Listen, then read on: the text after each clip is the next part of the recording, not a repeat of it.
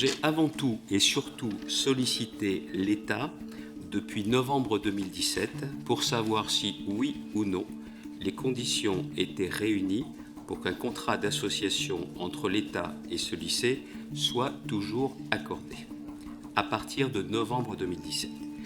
Et je n'ai eu de cesse de me considérer comme un lanceur d'alerte.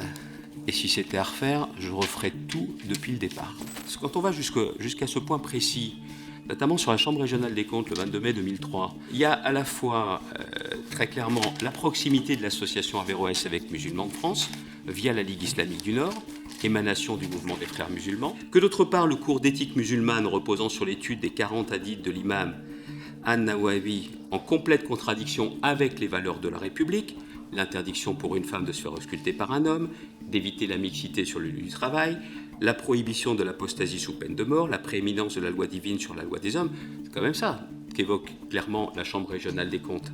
Et ensuite, sur le financement de l'association, le rapport qui établit que l'association a bénéficié d'1,9 million d'euros de l'étranger suite à différentes collectes auprès de mosquées en Allemagne et aux Pays-Bas. C'est quand même une chose solide. Il ne faut pas non plus oublier qu'à la Chambre régionale des comptes, ce sont des magistrats.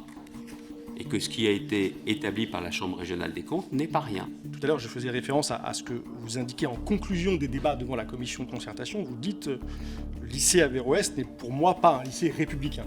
Je ne me trompe pas en le disant. Et vous nous indiquez tout à l'heure avoir reçu le 10 juillet 2020 le rapport de l'Inspection générale de l'éducation nationale. Je cite l'Inspection générale: « Rien dans les constats faits par la mission ne permet de penser que les pratiques enseignantes divergent des objectifs et principes fixés et ne respectent pas les valeurs de la République. » Moi, je suis troublé quand j'ai quand même un rapport de l'Inspection générale de l'éducation nationale qui ne voit pas ce que la Chambre régionale des comptes va voir.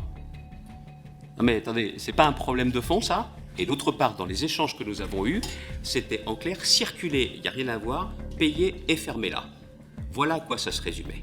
C'est très étonnant que vous vous appuyez beaucoup, Monsieur le Président, sur les conclusions qui apprécient le pédagogique du rapport de la Chambre régionale des comptes, et on peut s'étonner qu'une Chambre régionale des comptes apprécie sur le pédagogique.